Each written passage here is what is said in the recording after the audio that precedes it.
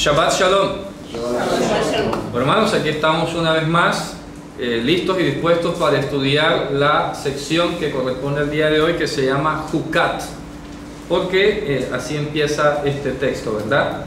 Bien, entonces en el 19.1 dice: y habló Hashem a Moshe y a Aarón diciendo: esta es la Jucat de la Torah.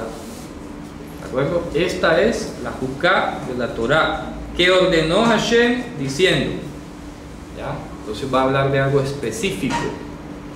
Esta es la Jucat. Ya hemos hablado que la palabra Jucat tiene que ver con las leyes inamovibles. Esta palabra Jucat es la que aparece en plural en el profeta Jeremías, cuando dice, por ejemplo, que si las leyes de la luna, de las estrellas cambiaran, entonces Israel dejaría de ser nación. Ahí aparece la palabra Im yamushu ahukim aele milfanai nim Hashem. Si estos hukim cambiaran delante de mí, dice Hashem, también la descendencia de Israel dejaría de ser nación. ¿Ya? Él es el que pone los hukots de las estrellas y de la luna, dice el profeta Jeremías, ¿verdad? Entonces, ¿qué ocurre? Que esto nos está indicando que es una ley que no iba a dejarse de hacer, no se podía suspender bajo ninguna circunstancia. Algo así parecido, por ejemplo, con lo que ocurre entre la circuncisión y el Shabbat. ¿Me explico? En algún momento cualquiera se preguntó, bueno, ¿y si la circuncisión cae en Shabbat y en Shabbat no podemos hacer actividades? ¿Qué prima allí? Entonces la solución, todo el mundo la supo, ¿verdad? Prima la circuncisión por encima del Shabbat. ¿Ya? En este caso también algunos me han preguntado ya que si el ayuno Yom HaKippurim cae en Shabbat, ¿qué prevalece? El ayuno Yom HaKippurim es una Jucat, tiene ese carácter y por eso prevalece por encima del Shabbat. En este caso también este rito que vamos a leer a continuación, en primer lugar hemos de recordar que todo ese rito que se menciona allí tiene el carácter de Jucat, ¿de acuerdo? Una ley inamovible que no se suspende, que no se deja de hacer. Y en segundo lugar se trata de un sacrificio del orden Hatat. ¿Sí se acuerdan de los 6 tipos de sacrificios que hemos estudiado? Entonces, Hatat es lo que traducen sacrificio por el pecado. ¿De acuerdo? Eso es lo que traducen como Hatat, sacrificio por el pecado.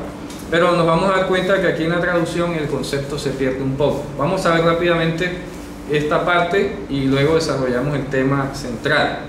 ¿De acuerdo? Si así lo dispone Dios. Bien. Dice, esta es la Jucat de la Torah que ordenó Hashem a Moshe diciendo: habla a los hijos de Israel y ellos tomarán para ti una vaca roja temimá, que traducen como perfecta. Entonces esto ya nos abriría para hablar una disertación sobre qué es la perfección. ¿Cómo es la palabra? Temimá. La palabra que aparece en hebreo es temimá. ¿Ya? Se escribe así, temimá, tamim, temimá.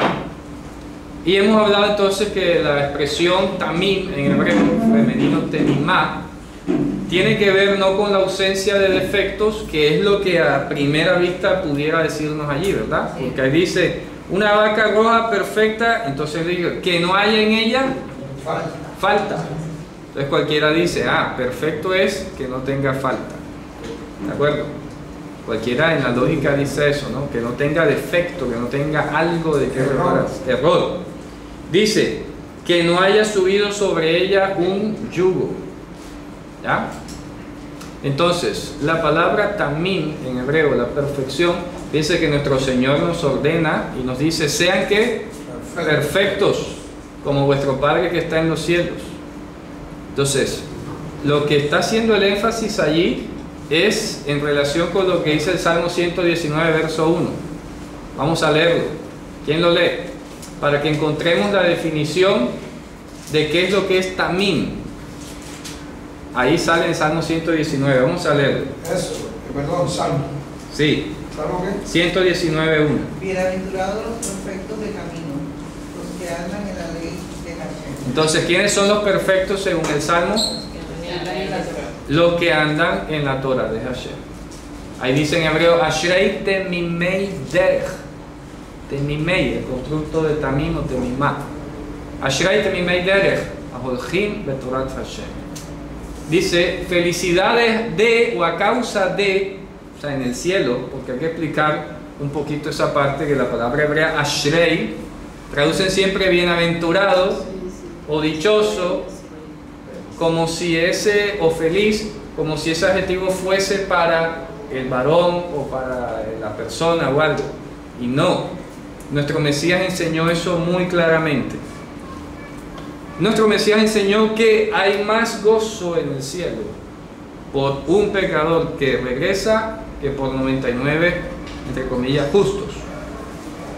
Ahora entonces, en la parábola de la moneda, en la parábola de la oveja perdida, ¿quién se alegra? ¿El que encuentra o el encontrado? El que encuentra. Entonces en la escritura hay muchos pasajes que traducen, por ejemplo en el Salmo 1 aparece la palabra bienaventurado el varón que no anduvo, y ahí no se traduce así. Ahí dice, hay felicidad en el cielo a causa de el varón que no anduvo en el consejo de los impíos. Entonces aquí cuando dice Ashrei temimei derech, Salmo 119.1, está diciendo hay felicidad para el cielo por causa de los temimí. ¿Quiénes son los temimí? Los que andan en la Torah de Hashem. Entonces cuando aquí dice que la vaca sea temimá, es porque la vaca está reuniendo los requisitos dispuestos por Dios, no es porque en ella no haya defecto. ¿Me explico? ¿Sí me explico? Porque una cosa es que Dios haya dispuesto que no tenga defectos y otra cosa es que se le llame perfecta por eso. No sé si me hago entender. Una cosa es lo que Dios dispuso. Por ejemplo, Dios ha podido haber dispuesto, sí, vale que tenga un defectico, aún así sería llamada perfecta. ¿Me explico? Diciendo de día al revés. Si Dios hubiese dispuesto que la vaca le faltara un cacho, aún así sería perfecta. ¿Por qué? Porque es la voluntad de Dios. ¿Qué dice la Escritura? Que la voluntad de Dios es que buena, agradable y perfecta. Entonces, es la voluntad de Dios lo que hace que algo sea tamín, no la ausencia de defectos de acuerdo a lo que nosotros pudiésemos llamar defectuoso. ¿Me explico?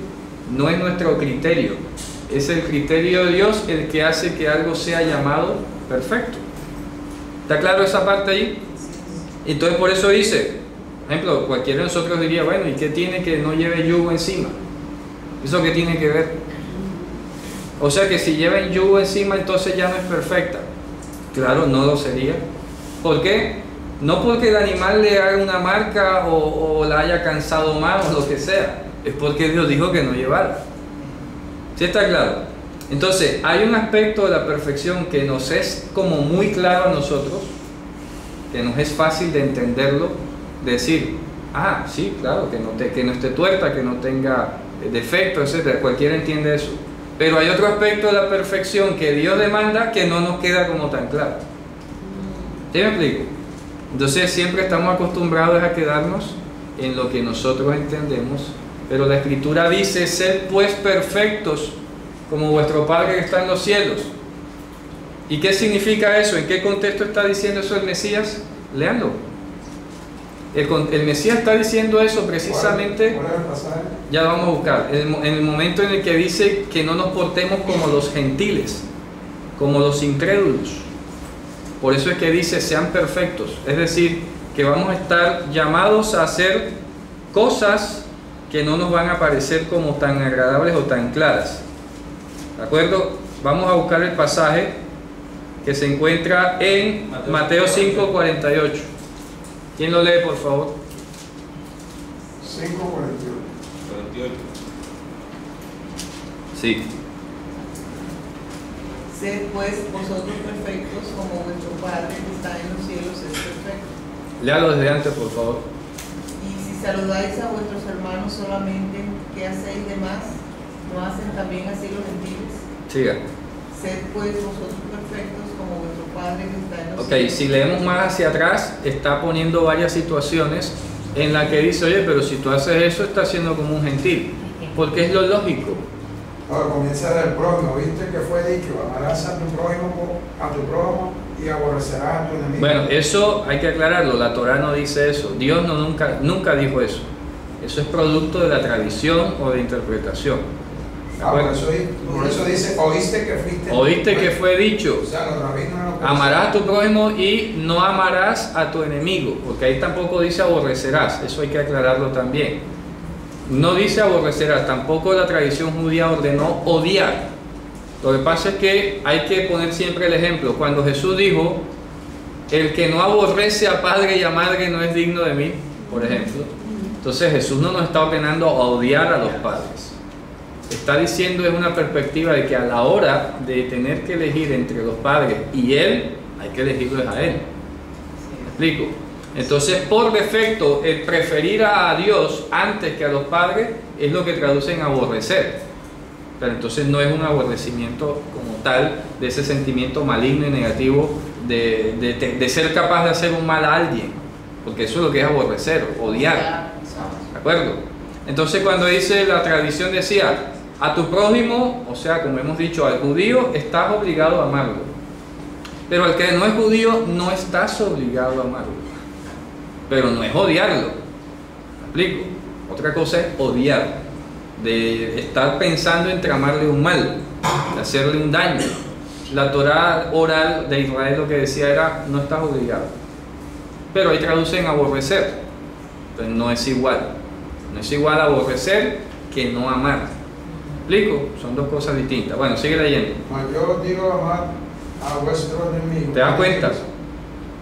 Bendecid a los que os maldicen y hacer bien a los que os aborrecen. Orad por los que ultrajan y os persiguen, para que seáis hijos de vuestro Padre que está en los cielos y que hace que su sol salga sobre malos y buenos y llueve sobre justos e injustos. Porque si amares a los que os aman, ¿qué recompensa tendréis? ¿No hacen también lo mismo los publicanos? Claro. Y si abrazares a vuestros hermanos solamente, ¿qué hacéis de más? ¿No hacen también así los gentiles? Claro. Sed pues vosotros perfectos como vuestro Padre que está en los cielos Es perfecto. Fíjense ustedes, entonces el mensaje que estamos captando con las características de la vaca roja, que evidentemente es un símbolo de Mashiach, porque vamos a seguir viendo, la vaca roja que está aquí convocada por la voluntad divina para ese sacrificio que tiene unos efectos de habilitación, es una clara figura de Mashiach. Y Mashiach nos está diciendo, ser perfecto como vuestro Padre que está en los cielos. ¿De acuerdo? Y ya hemos hablado, pues el que me ha visto a mí ha visto al Padre, o sea que Mashiach era perfecto también. Entonces, ¿cuál es el mensaje de la perfección que estamos hablando aquí? Que estamos invitados, primero de todo, a hacer la voluntad divina. Eso es lo que nos va a hacer a nosotros perfectos, en primer lugar. Y que producto de la voluntad divina nos vamos a enfrentar a un desafío de hacer cosas que no nos van a parecer tan racionales o agradables o tan lógicas a nosotros, pero que por ser la voluntad de Dios es buena, agradable y perfecta. ¿Está claro? Es lo que está diciendo ahí. Cualquiera se ubica en ese momento histórico diría, bueno, ahí el enemigo es el romano. ¿Me explico? Ahí es el romano que nos tiene conquistados, nos tiene aquí avasallados. A la hora que vea un romano y lo chuzo y nadie se da cuenta y todo el mundo me va a celebrar. Eso diría cualquier judío, me imagino, ¿verdad? Es como hoy un palestino. ¿Qué es lo que hacen los palestinos en general, los que son beligerantes? Destruyen a cualquiera que sea judío porque dicen que es un potencial soldado y que ese es el estado invasor y que por eso da igual matar a cualquier judío aunque no sea militar, porque es el enemigo. ¿Está claro? Igual la situación la tuvieron los judíos con los romanos. Ese es el contexto. Entonces cuando Mashiach lanza el mensaje, es que al que tú consideres o llames o tengas por enemigo, tienes que amarlo. Era algo que irracional. ¿Me explico? Era chocante. Oye, Mashiach, pero es que este nos tiene invadido y ayer mataron al hijo del vecino, un soldado romano. ¿Cómo lo puedo amar? ¿Cómo lo puedo amar? ¿Me explico? Pero es la voluntad de Dios. Fíjate, va en contra de nuestra razón. También, claro que sí. son cuestiones que Pedro dijo, ¿verdad? Ustedes saben cuán abominable es para un varón judío entrar en la casa de un extranjero, pero a mí me mostró Dios que a nadie llame ni inmundo ni profano. Es algo que va en contra de mi razón, en contra de mi agrado o de mi lógica o de mi costumbre. ¿Ya? Esa es la perfección de la que comienza a hablar la Escritura. Entonces no nos está diciendo que no seamos sin defecto, que no tengamos fallas ni nada, sí las podemos tener. El asunto es que cuando se trate de la voluntad divina, estemos dispuestos a cumplirla. ¿Me explico? Claro, ese es el mensaje que está diciendo aquí. La vaca entonces es perfecta, es porque debe cumplir unos requisitos que Dios dispuso, no porque ella en sí misma lo sea. ¿Sí está claro entonces la idea? ¿Ya? Por eso dice, hay felicidad en el cielo por los que son perfectos de camino. ¿Quiénes son esos? Los que andan en la Torah de Hashem. ¿Ya ves? Por eso todo el Salmo 119 es una exaltación a la palabra y a la voluntad divina. Es que se nos ha olvidado a veces que la Torah es la voluntad de Dios. Amén. Y que por lo tanto es buena, agradable y perfecta. Bendito Dios. Nadie debería osar decir, es que eso está abolido, pero es que es la voluntad de Dios. Es buena, agradable y perfecta. ¿Acaso tenemos la osadía de decir que Dios tramó el mal para nosotros? No, ¿verdad? Bien, entonces vamos a analizar qué pasaba con esta vaca para que veamos rápidamente al Mesías allí trabajando por nosotros. Decía que no debía tener defecto físico y que no debía haber cargado un yugo. Y esto es hermoso. Es que wow, cada vez que tú lees la Torah y conectas un poquito el contexto de las cosas, le sacas una chispa, un brillo distinto. ¿Qué significaba el yugo en Israel en la época de Mashiach? No, Se le llamó a la doctrina de los fariseos. a la doctrina. Por eso llevar el yugo de un rabino, de un maestro, era llevar la interpretación que él le daba a la Torah. Y otra cosa era la carga, que era la forma de practicarla. ¿De acuerdo? Porque carga, la palabra que aparece allí es la categoría que tiene que ver con la imposición, el menester que salía del menudo, y otra cosa era la interpretación. Por eso es que la gente se confunde cuando Pedro dice, un yugo que ni nosotros ni nuestros padres hemos podido llevar, todo el mundo cree que es la Torah. Y no es la Torah. El yugo es la enseñanza que daba un rabino o un conjunto de rabinos en particular. ¿Está claro? Por eso es que Mashiach dijo, llevad mi yugo, porque mi yugo es fácil y ligera mi carga. ¿Está claro? Entonces fíjense que hasta en eso la vaca se convierte en un símbolo impresionante, porque Mashiach no vino portando el yugo de ninguna tradición, de ningún rabino. ¿Ya? No vino sujeto a o supeditado a lo que otro rabino hubiese dicho antes. Por eso fíjate tú cómo lo podemos transportar simbólicamente. Cuando Dios dispuso, ¿por qué dispuso Dios que no llevara un yugo? Hombre, en el futuro vas a entender por qué. Cuando Mashiach venga, él no va a tener un yugo encima. Directamente él le pregunta cuando habla con qué autoridad, Claro. dice estas cosas, porque eso era lo común. Cuando una persona Claro. va a ver el nombre de qué rabino. ¿Quién te impuso las manos? Ese era el yugo. ¿Ya? El yugo eran las manos impuestas de un rabino sobre un estudiante y lo habilitaba como un transmisor fiel de su enseñanza. Pero Mashiach vino libre de cualquier yugo. Por eso él no era ni fariseo, ni esenio, ni saduceo, ni celota. ¿Ya? Yo pienso que el yugo es precisamente la imposición, como dices, ¿verdad? Sí, sí. De los hombres o cualquier carga de los hombres. Claro. En este caso yo pienso que el yugo simbolizaba eso, Sí, sí. ya, porque un yugo sobre un animal es impuesto Es prácticamente, impuesto, claro. es impuesto a voluntad. No nace con él. No nace con él. Claro que sí. Entonces Mashiach tenía que venir libre de cualquier yugo Libre de humano cualquier yugo. para ser perfecto. Es correcto. Entonces, por eso es que es maravilloso el mensaje. Perdón. Porque si la vaca representa a Mashiach y Mashiach vino libre de yugos y nos dice, sé ustedes perfectos, nosotros tampoco tenemos que llevar yugos humanos.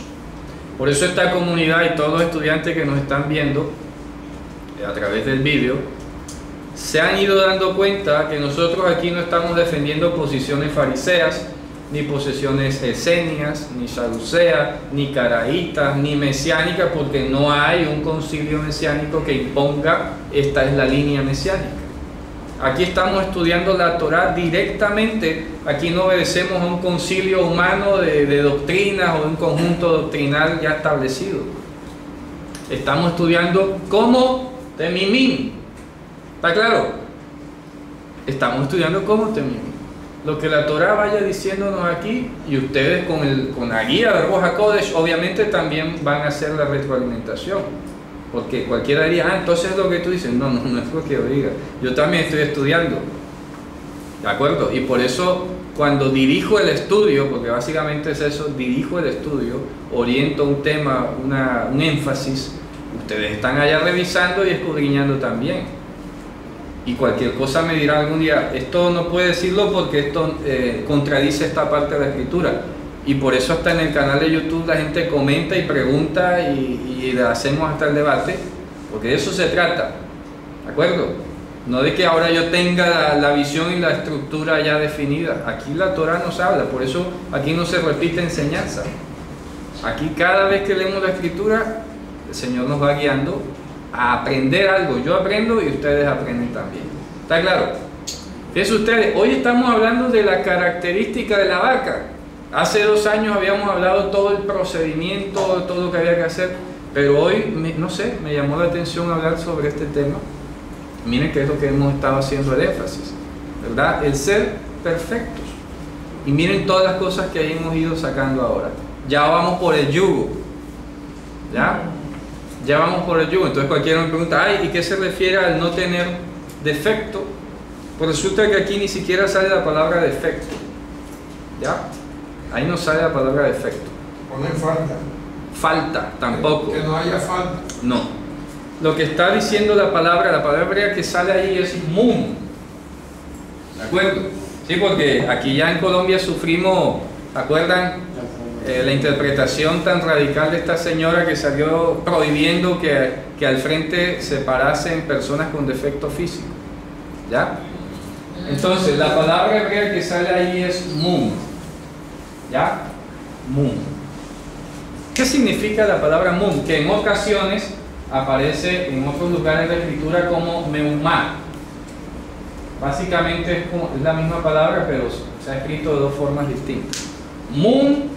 Voy a escribir la pronunciación aquí. Mum. ¿Tiene alguna forma masculina o femenina? Sí, algo así. Meumá.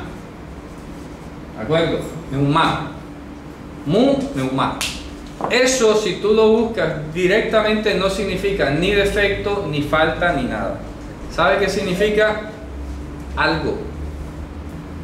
Así. Es como un modismo. Una vaca dice que no haya en ella algo. Lo que pasa es que nosotros somos los que percibimos eso como defecto. Que no haya en ella algo. ¿Algo qué? Externo. Claro, algo fuera de ella misma. ¿Me explico? Entonces, impuesto. Claro, impuesto. Por eso dice que no haya en ella yugo. ¿Sí me explico? Que no haya en ella algo, dice en hebreo literalmente. Ahí no está haciendo de tanto énfasis, aunque debemos reconocer que los sacrificios debían ser sin defectos, porque en este caso debían representar a Mashiach, ¿verdad? Libre de los efectos del pecado. ¿Está claro eso? Y eso lo hemos hablado muchas veces. ¿Por qué? Por ejemplo, cuando hablamos del sacerdote Aarón, ¿por qué el sumo sacerdote debía no tener defecto físico? Porque los defectos físicos, sin duda alguna, son una emanación natural de nuestra pecaminosa naturaleza. ¿Ya? Pero es que anteriormente sí, por lo que va a representar, claro, ya tenía que ver con la genética del animal. Sí, ¿Ya me entiendes? Sí. Su corporidad física. Es correcto. ¿Ya? Pero acá me da la impresión que tiene más allá, ya no está hablando tanto de la imperfección del animal, sino algo impuesto. Lo impuesto. Así es, sí, así es. Por eso hace el énfasis, que no haya subido sobre ella un yugo. ¿Ya? Entonces, fíjense ustedes, ¿Cómo aplicaríamos esto? Claro, que no haya algo en nosotros que no provenga de la voluntad divina. ¿Está claro? Sencillo. Entonces, ¿eso qué implica? Que nosotros heredamos costumbres de nuestros padres, sin duda alguna, hasta genéticamente. Mi mamá siempre me recordó toda la vida que cuando yo me paraba al espejo, pringaba el espejo, cuando me peinaba y decía igualito a tu papá, o sea, a mi papá, o sea, a tu abuelo. Y yo hacía eso, era así, me parecía algo espontáneo que yo hacía, pero era heredado. Mi abuelo lo hacía, yo nunca sabía. Esas costumbres. La Universidad Bar-Ilan, en un estudio, demostró que el 80% de nuestras manías y costumbres son heredadas. Hasta la forma de caminar, la forma de abrir el pie. Ya, todo eso en un 80% es heredado. Entonces está diciendo que nosotros debemos ser perfectos, es decir, sin algo que haya sido impuesto, marcado en nosotros. Por ejemplo, una vaca sin marca de esas de hierro, ¿de acuerdo? También eso entra allí. ¿Está claro? Entonces, no tener marcas nosotros hechas por hombre. ¿Está claro?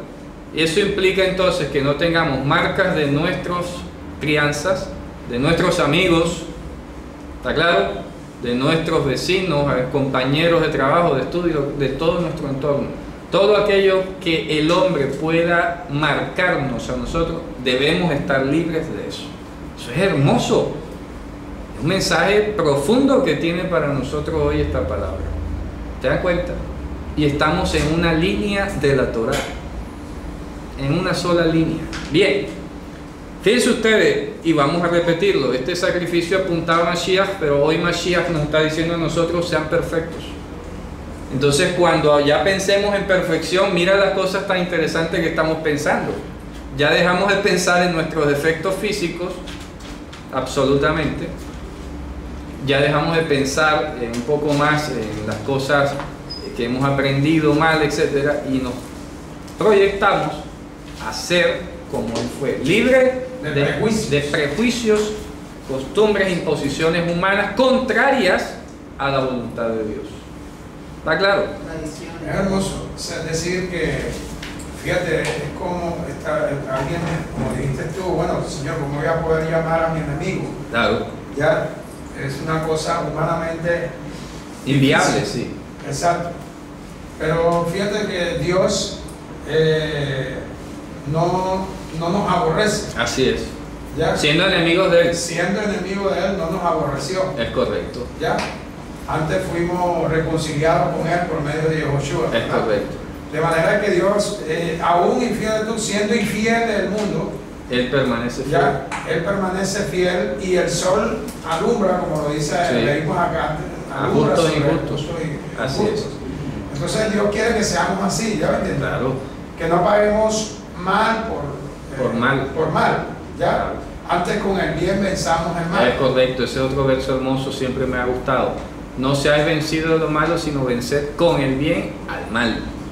Y eso en cierto modo nos puede llegar a parecer irracional en algún momento. No, y eso te cuento que a veces lo he tratado de practicar y es una sensación, claro. ¿ya? Porque la verdad es que a veces el odio deja amargura. Sí, sí. Claro. Es que no obra la justicia de Dios. Claro. La ira del hombre no obra la justicia de Dios. Entonces, fíjense ustedes, que no haya en ella algo como, ejemplo, que no haya sido puesto yugo en ella, fíjense ustedes. Características de la perfección divina profundamente entendido, de acuerdo a lo que nos reveló nuestro Señor y lo que dice la propia Torá. ¿De acuerdo? Ok, vamos a analizar rápidamente entonces, dice, y ustedes la pondrán hacia Eleazar el sacerdote y él la sacará fuera del campamento y la degollarán delante de él. Y tomará Eleazar el sacerdote de su sangre con su dedo y asperjará al frente del rostro de la tienda de la cita de su sangre 7 veces. Ya hemos hablado que significa el número 7, ¿verdad? Que tiene que ver con todas las cosas de este mundo. Entonces, está diciendo básicamente aquí, equivale inclusive a cuando nuestro Señor le pregunta a Pedro, Señor, ¿cuántas veces he de perdonar a mi hermano? 7 veces. Y viene Mashiach y le dice, no solamente 7, 70 veces 7. ¿Ya? Está hablando entonces de ¿qué? De perfección. No hay límite para el bien. Esa es la mención. Entonces, dice a continuación, y quemará la vaca a los ojos de él, a su piel, su carne, su sangre y todo lo que deriva de su interior la quemará. Y tomará el sacerdote una madera de cedro, que es roja también, un hisopo, que en este caso es orégano, mesop, y orégano rojizo también, y shanitolat, que es el color rojizo que como el de un gusano que hay en Israel, se llama así, ¿ya? Parecido. Con ese gusano tenían la ropa, sacaban una tinta y coloraban la ropa, shanitolat. Dice, y lo arrojará en medio de la quema de la vaca. Y rápidamente, como para señalarlo, hace 2 años habíamos mencionado que efectivamente ahí está el madero, está la túnica y está hasta la corona representada por el orégano, ¿verdad? Todo quemado en un mismo sacrificio junto con Mashiach. ¿Está claro? Madero, túnica y corona, ¿cierto? Entonces, todo eso se quemaba, ¿de acuerdo? Se hacía hasta ceniza, porque dice, lavará el sacerdote sus vestidos, lavará su carne con agua, y después entrará al campamento y estará inhabilitado hasta la tarde. Y el que queme la vaca también lavará sus vestidos con agua, se enjuagará su cuerpo con agua y estará también inhabilitado hasta la tarde. Y un hombre que esté habilitado, tahor, recogerá las cenizas de la vaca y las dejará descansar afuera del campamento en un lugar tahor, o sea, habilitado para ello, y será para la asamblea de los hijos de Israel como vigilancia. ¿Saben qué palabra aparece allí? Mishmeret. ¿De acuerdo? Ya sabemos lo que es la palabra Mishmeret. Acuérdense que ¿quiénes fueron a Mishmeret en el libro de Números? El campamento de Moisés y Aarón. Eso se llamó Mishmeret. Entonces esta vigilancia guardaba la puerta del tabernáculo. ¿De acuerdo? Aquí está diciendo entonces que esta ceniza fuera del campamento iba a guardar o a vigilar a todo el campamento, incluyendo a las personas. ¿Está claro? Dios dispuso, voy a hacer el dibujo aquí para que lo imaginemos por un momento. Aquí tenemos, vamos a ver el azul, el campamento de Israel. Ya sabemos 4 campamentos, y aquí la tienda, y aquí estaba el Mishmeret, ya lo explicamos, ¿verdad? Que era la tienda de Moisés y Aarón. Esto se llamó Mishmeret, ¿se acuerdan? Entonces dice aquí el verso que un hombre tajor recogerá la ceniza de la vaca y la pondrá afuera del campamento, es decir, fuera de este perímetro. ¿Está claro? En un lugar tajor, en un lugar, aquí no dice cuál, ¿cierto? Y será que por Mishmeret para los hijos de Israel, una vigilancia, algo que va a cuidar o a vigilar simbólicamente al campamento, que lo va a preservar, que lo va a tener bajo su cuidado, ¿de acuerdo? Entonces tenemos un Mishmeret aquí y vamos a suponer un Mishmeret afuera. Por eso recuerdo una vez más la cita, gracias hermano, lo que sale en la... ¿Quién vigila qué? La ceniza vigila el campamento. Porque aquí parece dar la sensación que dice, y la guardará la congregación de los hijos de Israel. Nada, está mal traducido. Está mal traducido. Por eso dice, y la pondrán afuera del campamento. ¿De acuerdo? Está afuera, no está adentro, está afuera del campamento. Y será por Mishmeret para los hijos de Israel. ¿De acuerdo?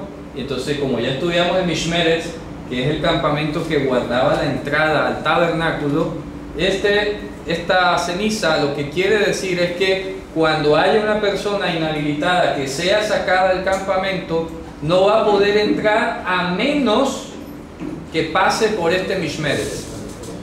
¿Te me explico? ¿Ya? Vamos a recrear la idea. Este Mishmeretz era la compañía que necesitaba alguien para entrar al tabernáculo. ¿Está claro? Eso ya lo estudiamos. Entonces dice que esta ceniza iba a ser Mishmeretz para entrar al campamento. Entonces lo que dice toda la parashá en esta parte a continuación es que si una persona era tamé y era echada fuera del campamento, para poder entrar, ¿qué tenía que hacer? Pasar por ahí, Por la ceniza. por la ceniza. ¿Me explico? Ahora vamos a ver, presten mucha atención que esto es emocionante. Entonces, por eso estoy haciendo la claridad. No es que los hijos de Israel la iban a guardar, es que no es la idea, se pierde. Lo que dice a continuación es que esto iba a ser Mishmeret. ¿Qué significa? Que por ahí es que tienes que entrar. ¿Cuándo? Cuando alguien salga del campamento. Cuando quede inhabilitado. Cuando quede inhabilitado.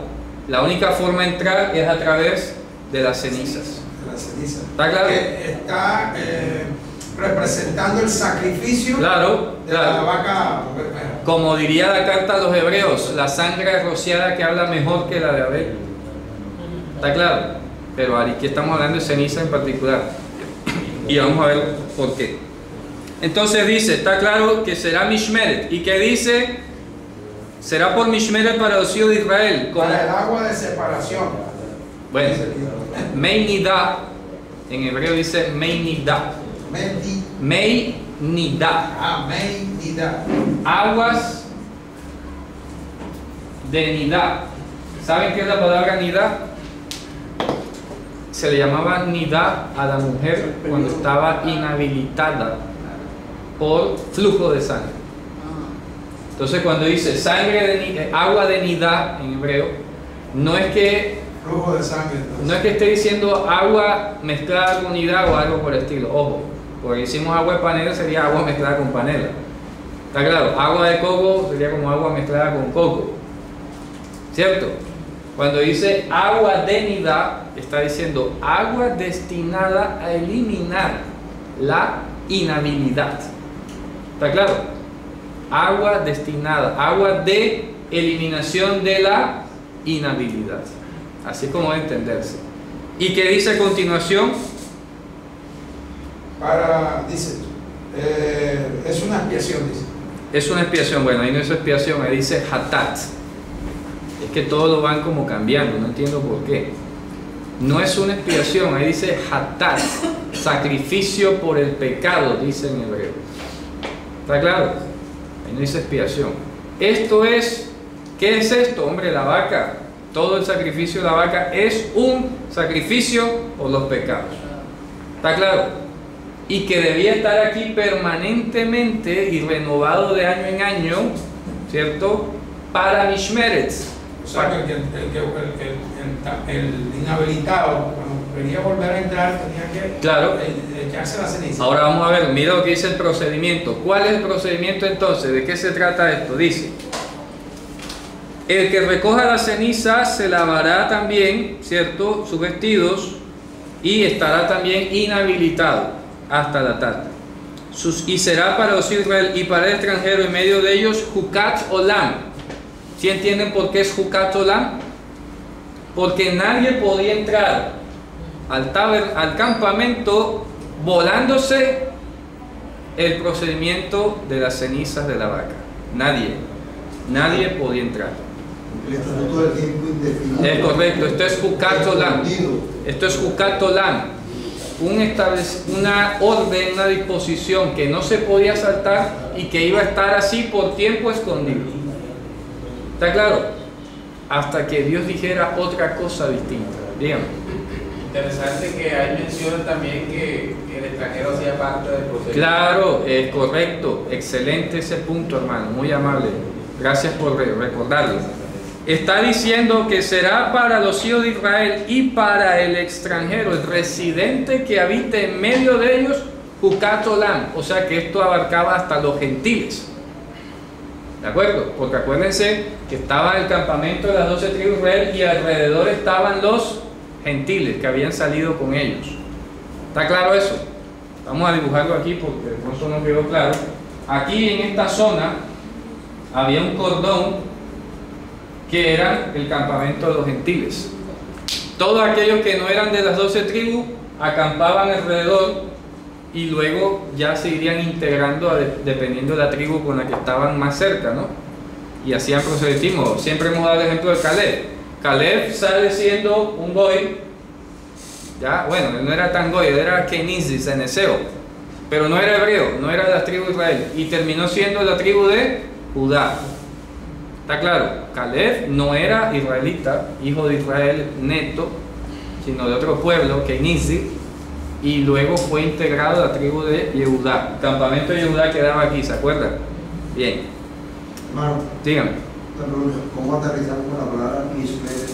Es que la palabra, es que ahí sale, es que aquí sale la palabra Mishmeret. En el texto hebreo sí sale. Sí, sí, claro. Aquí dice, Esa es la respuesta. y será para la asamblea de Israel por Mishmeret. ¿Ya? Por Mishmeret. Por agua de eliminación de la inhabilidad. Esto es un sacrificio por el pecado. Y por eso estamos explicando qué es el Mishmeret. Y ahora dice a continuación, el que toque en un muerto a todo Nefesh de Adam, aquí donde vamos a aclarar y a remachar una vez más que Nefesh no es alma. ¿Cómo alguien va a tocar? No. Y el que recogió la ceniza. No, ya eso lo leí. Como el 11. Ya quedamos por el 11, sí. Estamos diciendo que para el extranjero y para el natural iba a ser una Jukat Olam, algo que no se podía saltar. Algo que no se podía saltar ni omitir. Sin distinción. Sin distinción. Entonces dice el 11. Pero aquí Nefesh lo traducen como persona. Entonces, pero miren que en hebreo dice, leanlo su traducción como dice, a ver. El que tocare el cadáver de cualquiera, Ojo. de cualquiera persona, 7 días será inmundo. Miren, quiero enfatizar en esto para todos los hermanos. Ahí traducen cadáver de cualquier persona. Sí. Ojo, cualquier persona. Otra traducción, por favor. ¿Quién lee otra traducción? Ojo, que dice cadáver de cualquier persona. Persona inmunda. Otra traducción. ¿Cuál es el versículo 11? Estoy en el 11. Persona humana. Persona humana. Persona humana. Otra traducción. Muerto. Lee tu 11, va a ver. El que tocare muerto ¿Sí? de un humano, 7 días será inmundo. Muerto de un humano. Traduce ahí. De una persona humana. Ah, entonces traduce igual que Igual. la de Orlando. ¿Alguien, otra versión que diga otra cosa? Cadáver humano. Ya está, bueno, cadáver humano. Otra, cadáver humano. ¿Qué más? Más nadie. Todas dicen lo mismo. En hebreo dice, Anogea Bemet, el que toque es un muerto. Lechol Nefesh Adam. Lechol Nefesh Adam. Está diciendo el que toque un muerto por cualquier cuerpo humano.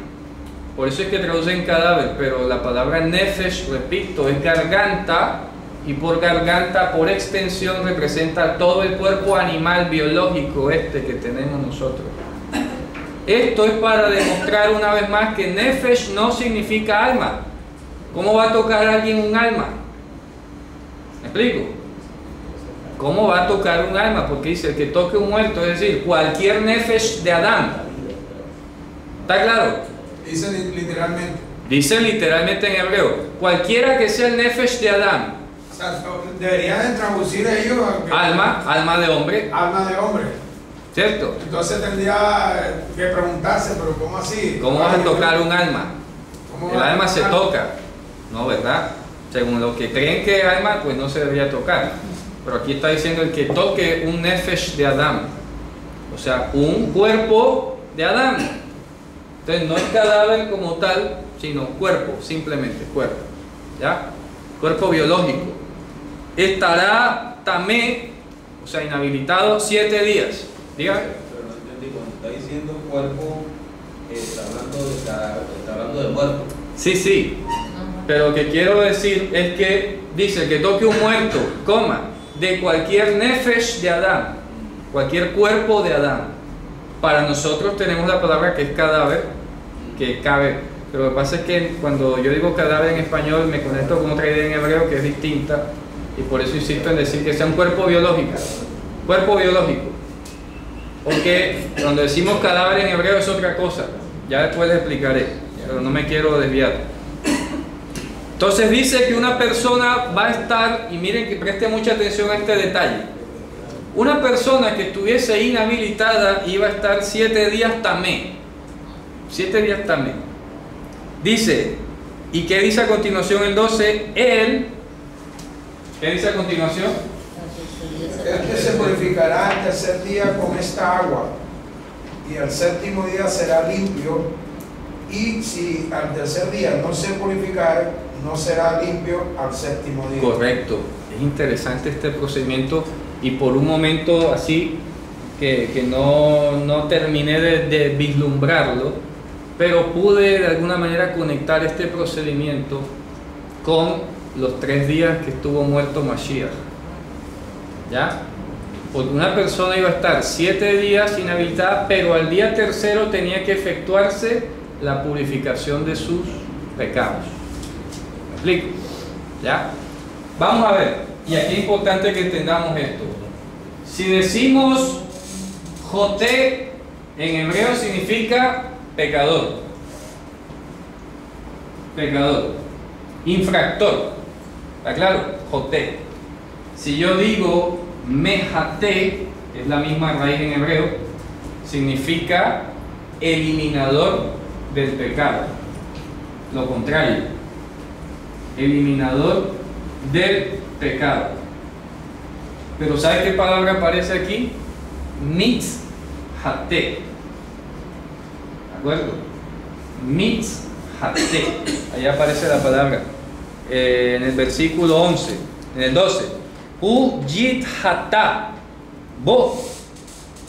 ¿De acuerdo? U yithata. Entonces mitzhate sería el presente, porque es un verbo hifit, conjugación en hebreo. Joté, pecador, mejate, eliminador del pecado. Entonces un mitzhate. Pero dice bo, mitzhate, bo, o sea, por medio de él. ¿Qué sería un mitzhate? Aquel que está hecho libre de pecado. ¿Está claro? Pecador, eliminador del pecado, entonces Libre de él, entonces. libre, hecho, ojo, hecho libre de pecado. Pero ¿quién lo iba a hacer libre de pecado? Él. ¿Qué es él? La ceniza, el agua. ¿Está claro? Porque en hebreo esto es masculino. Ceniza es femenino en castellano, pero en hebreo es Efer, y Efer es masculino. Entonces vamos a leer de nuevo. Jaté solo que es. Eso, estar hecho libre, ser hecho libre del pecado. Mostrarse libre. Porque es un verbo hifil. Hispael, perdón. Mitz, jaté. Estar hecho libre del pecado. Mostrarse libre del pecado. Pero ¿cómo te va a mostrar libre del pecado? Por medio del bo. ¿Está claro? Y por él sería entonces el agua, la ceniza. Es correcto.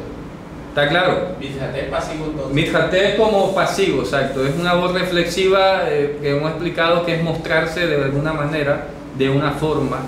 Entonces, Mitzhate significa mostrarse libre de pecado. Pero ¿cómo te vas a mostrar libre de pecado? Bo, por él. ¿Qué es él? La ceniza. ¿Está claro? Mira lo que dice. Voy a leer de nuevo por eso el verso 11. El que toque en un muerto, coma, cualquier nefesh de Adán, especifica, coma, estará tamé, inhabilitado, 7 días. Él, el tamé, se mostrará libre de pecado por él en el día tercero. ¿De acuerdo? Libre de pecado por él. ¿Qué es él? La ceniza. ¿Ya? Por él en el día tercero. Y en el día séptimo estará habilitado. Y si no se muestra libre de pecado en el día tercero, en el día séptimo no estará habilitado. ¿Está claro el procedimiento? ¿Ya? A una persona le decretaban 7 días y dicen, miren, 7 días tú no puedes entrar aquí. Pero indistintamente en el día tercero, por medio del Mishmeret, que es la ceniza, tú tienes que hacer un procedimiento para estar libre o ser hecho libre del pecado. ¿Ya? Acuérdense que el sacrificio es sacrificio por el pecado, es un hatat. ¿Ya ven? Entonces, mithate sería ser hecho partícipe del sacrificio por el pecado. ¿Está claro? Por eso es que dice bo, por él. Si tú te pretendes mostrar libre de pecado, solamente lo vas a hacer es por medio de él. Lo que pasa es que yo quiero que lo leamos ahora en castellano, porque en castellano yo creo que no se entiende así, para nada. Vamos a leer el verso 11, a ver. Vamos a leerlo y el 12, perdón. Este se purificará el tercer día con esta agua. Bueno, ahí por lo menos dice con esta agua. No, aquí dice que con aquella. El tercer día se Con purifica aquella agua. O sea, sí se entiende. Sí se entiende. Sí se entiende. ¿De acuerdo? Pero el problema es que dice este se purificará. Y no es eso exactamente. Está diciendo es que se mostrará libre de pecado o partícipe del sacrificio por el pecado a través de él. Pero aquí lo interesante es que no dice aquella agua. ¿Me explico? Está hablando de él, que se refiere a las cenizas, de la quema, No del agua. no del agua en particular. Porque si hay un agua, Claro, el agua era mezclada con la ceniza, eso es aparte. Pero lo que te está diciendo aquí enfáticamente es que es por el mérito de la ceniza, no del agua. el agua es como para que te la eches. El agua es para que te la eches, pero el mérito Para que corra. es el medio. En medio. Es el medio. ¿Está claro? Pero el mérito no es del agua, el mérito es de la ceniza. ¿Está claro? De la quema del De sacrificio. la quema del sacrificio, del consumado es. ¿Está claro? Por eso es que Mashiach cuando muere en el madero dijo, consumado es. Es como decir, ya se quemó toda la vaca, soy hecho cenizas. ¿Está claro?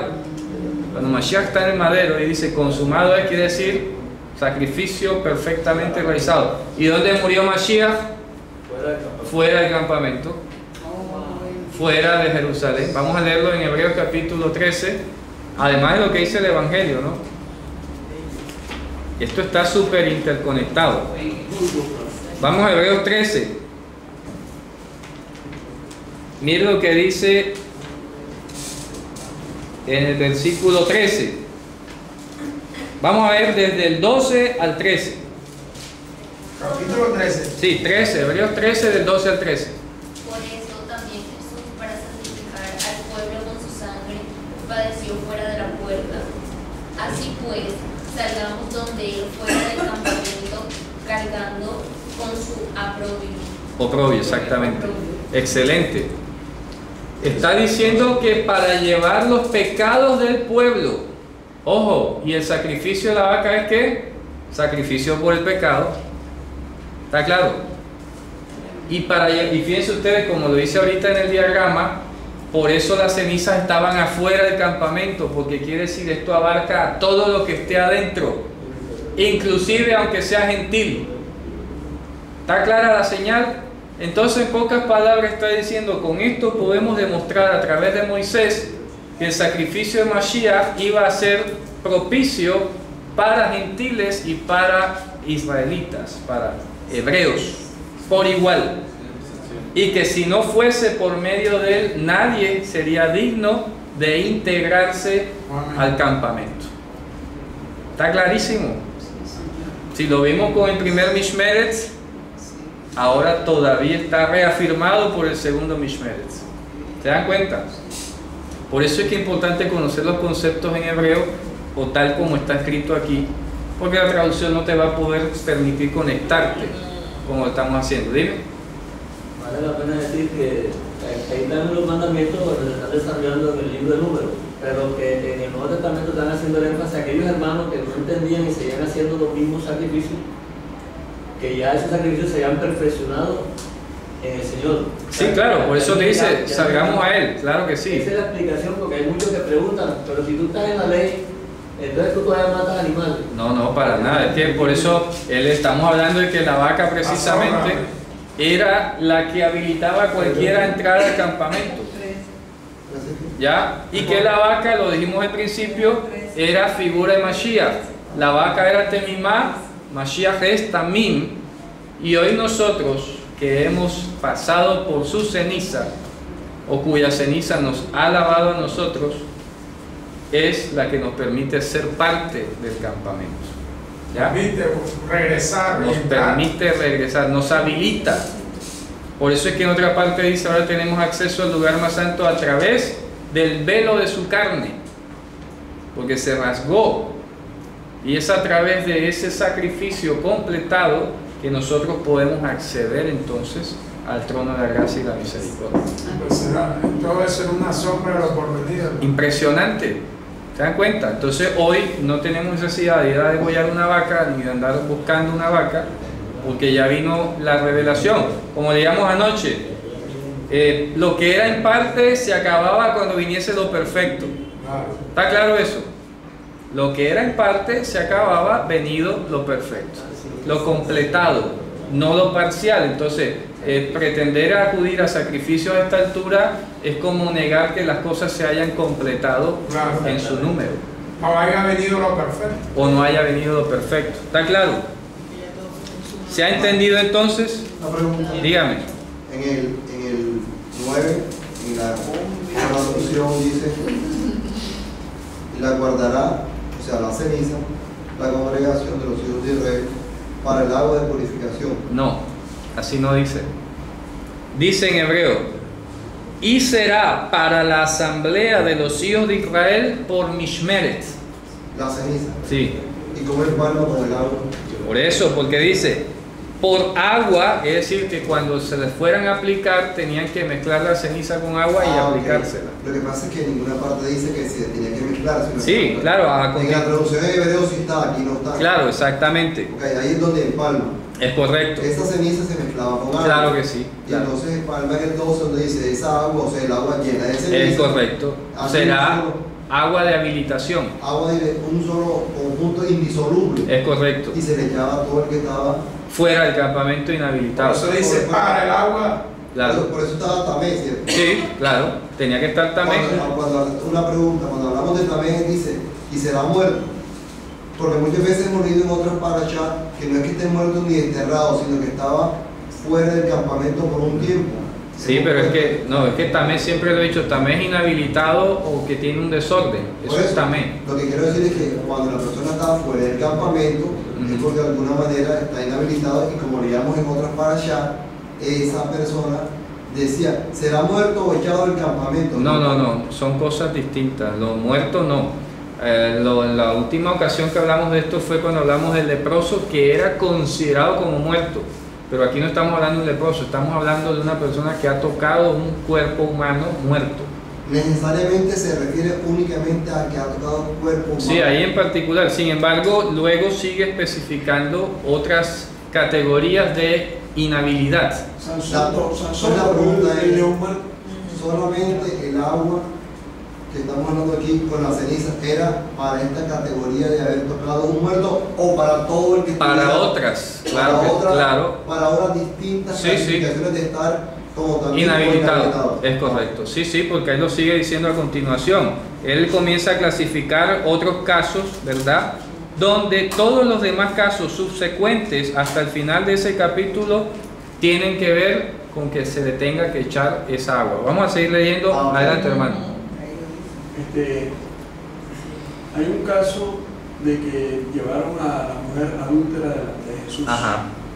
Acá es que no me acuerdo bien dónde está la cita esa, que si en caso de haber una mujer adúltera había que llevarla y le iban a dar un vaso, de no. sangre, una cosa así. Sí, eso es distinto. Son O cosas. sea, sí, pero así como son distintos, son igualitos, porque ¿por qué traen a la mujer?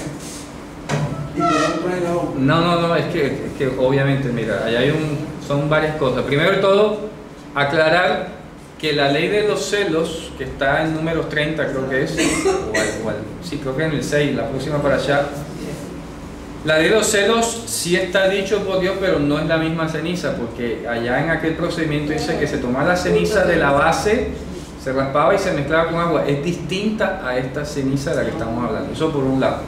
Segundo, y eso que era por sospecha nada más, que si el hombre le pasaba un ruach kiná, dice en hebreo, es decir, un ánimo celoso, para que él se le quitase el celo, y bueno, para que no vayas a mortificar a tu esposa con los celos, tráela al templo, le damos el agüita, y si ella no te ha faltado, a ti se te tiene que acabar la paranoia ya. Pero era de sangre. Era No, ceniza con agua. Sí.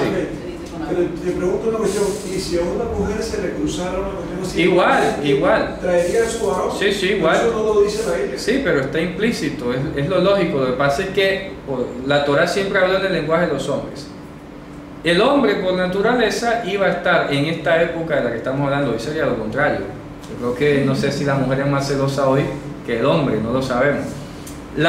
¿Por qué habla del hombre para proteger a la mujer? Porque en este caso de la Torah, ¿cierto? La mujer era la que era golpeada, era divorciada, ella iba en desventaja, porque si el hombre decía, no, a mí me late que tú me estás haciendo, te voy a dejar, ella quedaba desamparada automáticamente. Entonces lo que hace el Señor al prescribirle este procedimiento es evitar que ella vaya a quedar desamparada de manera injusta. Entonces no es lo mismo una mujer desamparada con hijos que un hombre desamparado. Son dos cosas totalmente diferentísimas. ¿Está claro? Entonces, por el otro lado, que en el caso del Evangelio, por eso es que Mashiach les dice, el que esté libre de pecado, que tire la primera piedra. No apelando al pecado humano, el que todo el mundo se imagina.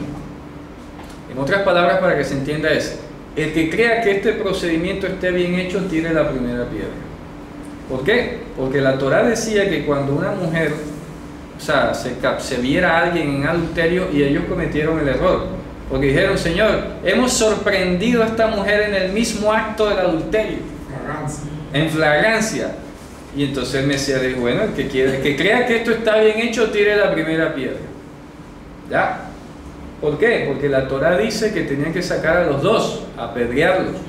Eso es lo que sucede, si ve y ya en el momento ese, el hombre también. ¿Dónde está el hombre? Claro, por eso entonces tú entiendes allí que esa situación fue capciosa. Esa situación era ficticia y capciosa para aprender a Mashiach en algún error. ¿Ya? Pero en última le dice, bueno, que crea que esto esté bien hecho, tira la primera piedra. No es referente al pecado. No referencia al pecado original, sino al pecado como deuda por violar un precepto de la Torah. ¿Dónde queda la justicia? Claro, entonces nadie podría juzgar a nadie porque yo también soy pecador. Entonces, ¿qué hace demandando? Claro. Entonces, pero se hace más énfasis.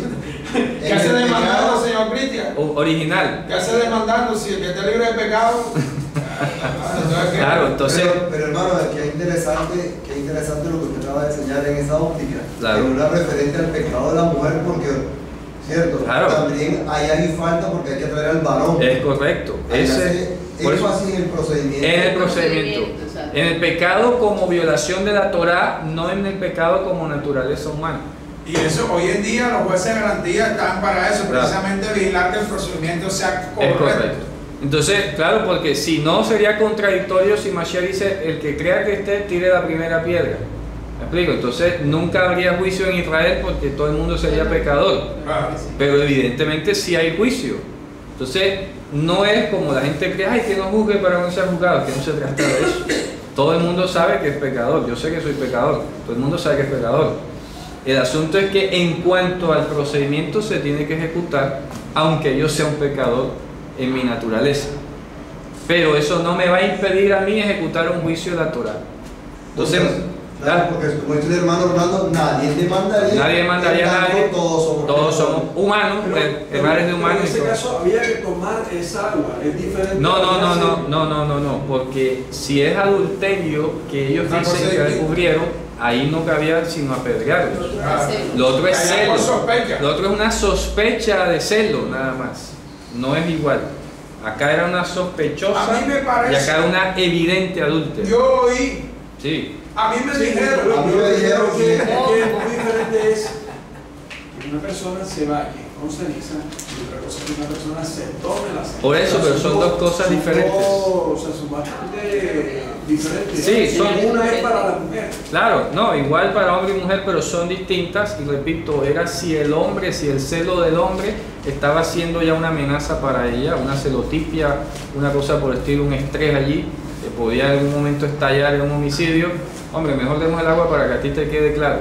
Pero eso es otra cosa distinta de la que estamos hablando aquí. ¿Está claro? ¿Ya? Vamos a terminar de leer las categorías para las que servía el agua y terminamos. Dice, vamos a seguir leyendo. En el 13, ¿verdad? Dice, todo el que toque un muerto en nefesh de Adán, que muera y que no haya sido hecho partícipe del sacrificio por el pecado, que dice, inhabilitaría el tabernáculo de Hashem, y aquella nefesh sería cortada de Israel, porque el agua de la nidá no fue rociada sobre él. Estará inhabilitado y todavía su inmundicia o su inhabilidad estará presente en él. ¡Wow! Fíjate tiene que tú, ser completo el procedimiento. todo el procedimiento. No se podía saltar. ¿Ya? Entonces fíjate tú, la Torah comienza a ilustrarte. Primero te dice que el cuerpo está ahí tirado y tú lo tocaste. Ahora te plantea la situación. Bueno, suponte que el cadáver no está tirado, que tú estás parado al lado de otra persona y de repente se te murió al lado. ¿Me explico? Le dio un infarto y cayó encima de ti. Fíjate tú. Primero está el cadáver solo y tú de casualidad lo tocaste. Luego te dice, no, ahora está vivo pero se murió al lado de ti. Te cayó encima. O le dieron un disparo y cayó encima de ti. Todo lo que sea estar de pie y caer encima. Luego dice, esta es la Torah del hombre cuando muera en la tienda, todo el que entre en la tienda, fíjate, otro escenario. Si yo voy a entrar en una tienda y allá encuentro un cuerpo, quedé pringado, como decimos aquí en Barranquilla. Ya, me tocó. Entra a la tienda, todo el que esté en la tienda estará inhabilitado 7 días. Fíjate, sin tocarlo y sin que te caiga encima, por el hecho de estar en la misma tienda. ¿Está claro? ¿Ya? Esto es pura casuística, fíjense ustedes. Todo el que esté en la tienda, aunque no lo haya tocado, aunque no haya caído encima, estará inhabilitado. Luego dice, otro ejemplo, todo utensilio abierto en el que no haya una prenda textil sobre él que lo cubra, estará inhabilitado. Todo el que toque, ¿verdad?, sobre el rostro del campo en una persona atravesada por espada, o en un muerto, o en un hueso de Adán, de un hombre, o en un sepulcro, también estará inhabilitada 7 días. Ya te está presentando muchos escenarios posibles. Ya en últimas, que estamos viendo aquí, que el énfasis de las inhabilidades, como lo vimos en varias parashá anteriormente, era mostrarte que Dios es Dios de vivos, de la vida, y que todo lo que tenga que ver con muerte le es opuesto, es incompatible. Por eso dice, donde huela muerto, incompatible, no entra aquí. Y si entra sin el mishmeret de la ceniza, ha profanado o ha inhabilitado el tabernáculo, porque este tabernáculo es tabernáculo de la vida. ¿De acuerdo? Dígame, hermano. Cuando está hablando aquí de la persona inhabilitada y está hablando del aliento del tabernáculo, era para entrar al tabernáculo. Sí, y al campamento en última instancia también. Por eso, al campamento. claro, ahora vamos a verlo. Claro, entonces dice, y tomarán para el tamé del polvo de la quema del sacrificio por el pecado, ¿de acuerdo? Y lo pondrán sobre él aguas vivas junto o en un cuenco, en un utensilio. ¿Te das cuenta? Aquí es donde te está especificando por qué se habla de agua de nidá. Es porque tiene que ser no cualquier agua, agua manadera, agua viva, de fuente, corriente. No se podía hacer agua estancada. Tenía que ser agua de un arroyo, de un corriente o de una fuente, de una peña que emanara. Agua viva, no es cualquier agua. ¿Ya ven? ¿Está claro? Y tomará un orégano, lo sumergerá en el agua, el hombre tajor habilitado, y lo rociará sobre la tienda y sobre todos los utensilios y sobre todos los que... Solo que ella. No, Y sobre las personas que allí ahí estuvieron. traducen persona, en hebreo dice nefashot, y sobre todos los nefesh que estuvieren allí. Entonces se le puede echar agua al alma. Nada, ¿cierto? No puede. Nefesh es garganta y por extensión el cuerpo biológico humano. Nefesh no es alma. ¿Está claro eso? Alma en el sentido filosófico. Sentido filosófico que muchos utilizan hoy, ¿no? Y sobre todo el que haya tocado en hueso o en cadáver atravesado o en muerto o en sepulcro. Y asperjará el tajot sobre el tamé en el día tercero y en el día séptimo, y lo purificará en el día séptimo, o sea, lo habilitará, le quitará el pecado, y lavará sus prendas y lavará con agua y estará tajer, o sea, habilitado en la tarde.